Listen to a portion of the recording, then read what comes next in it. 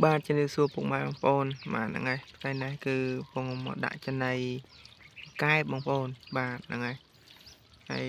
ដាក់ចំណីថ្ងៃនេះពេលថ្ងៃហើយពេលថ្ងៃអត់សូវបើកថ្ងៃទេបាទហើយកូនកែបឃើញថាវាកំពុងស៊ីល្អដែរបាទហ្នឹងហើយហើយអញ្ចឹងគឺខ្ញុំដាក់ចំណីនៅពេលថ្ងៃនេះគឺដាក់ឲ្យវាស៊ី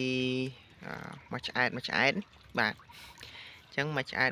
វាគឺថាយើងដាក់ឲ្យស៊ីប្រហែលជា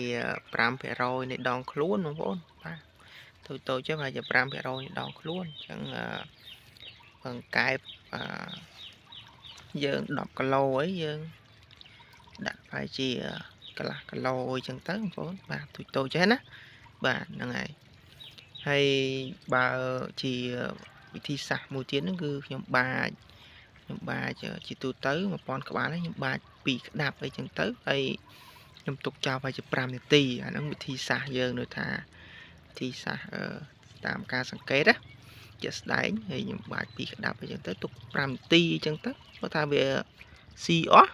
យើងដាក់ទៀតណាបាទដាក់វាស៊ីទៀតតែបើថាឃើញស៊ីស្វាល់មួយហើយវាអត់សូវមានចលនាអាហ្នឹងបានន័យថាឆ្អែតដែរពោះវាឡើងរៀងកពីងណាបាទតែនេះនៅរៀងនៅចលនាហើយពោះមិនតាន់កពីងល្អទេឃើញនៅចលនាអញ្ចឹងគឺមិនតាន់ទៅឆ្អែតទេបាទដាក់នេះយើងអាចដាក់បានតាំងពីក្តាប់អីទៀតណាបាទអាហ្នឹងវិធីសាស្ត្រយើងសង្កេតជាក់ស្ដែងជាទូទៅ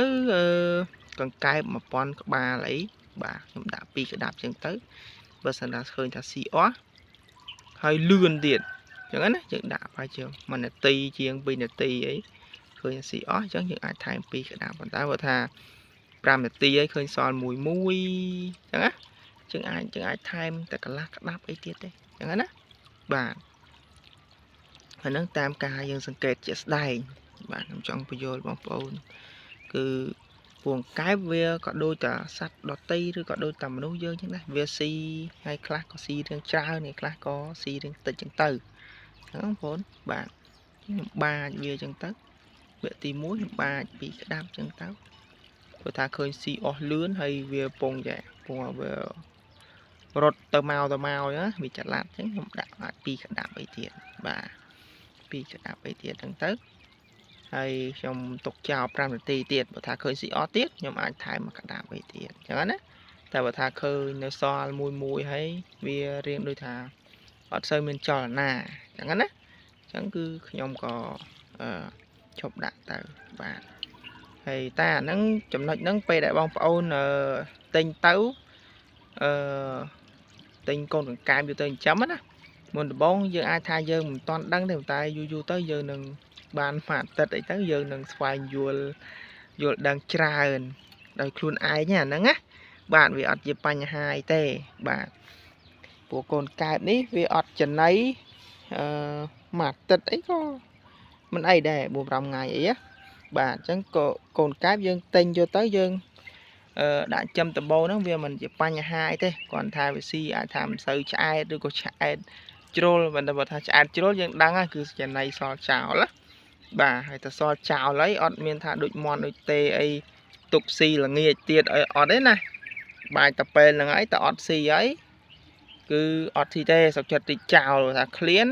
តបបានចំណីថ្មីឲ្យស៊ីអត់ស៊ីណាបាទអញ្ចឹងកែនេះក៏ទឹកដែរណាបាទខ្ញុំនិយាយលេងទេបាទអញ្ចឹងគឺពេលដែលបងប្អូនដាក់ចិញ្ចឹមក្នុងរយៈពេលមួយអាទិត្យអីហ្នឹងគឺបងប្អូនយល់ហើយណាបាទយល់ដឹងហើយតាក់ទងការដាក់ចំណីហ្នឹងហើយបើសិនជាបងប្អូនដាក់ចំដំបូងបងប្អូនអាចសួរអ្នកមានបទពិសោធន៍អីចឹងទៅបាទឬក៏ខលសួរខ្ញុំក៏បានដែរអត់អីទេចឹងណាហ្នឹងហើយតាក់ទងការដាក់ចំណីបាទព្រោះអានេះជាការអនុវត្តផ្ទាល់ចឹងខ្ញុំប្រាប់បងប្អូនដែលមិនទាន់បានដាក់ចិញ្ចឹមអាចថាបងប្អូនមិនសូវទាន់យល់ចឹងណាបាទតែការងារហ្នឹងនៅពេលដែលយើងធ្វើអនុវត្តតាមដូចខ្ញុំបាននិយាយខាងដើមមិញហ្នឹងទៅហើយត្រឹមតាមអាទិត្យទៅយើងយល់ហើយថាកង្កែបអាម៉េចឆ្អែតអាម៉េចមិនឆ្អែតចឹងណាបាទហ្នឹងហើយ bà sao là dương ở toàn chầm che xóa dương mùa ngoan lắm bố ơi đằng cái mờ mệt khơi trái tê vì chạy dây phong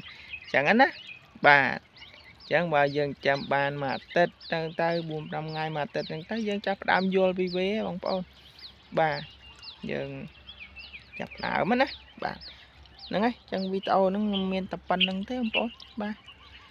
chẳng chuột nè nó video cao bố bà con trao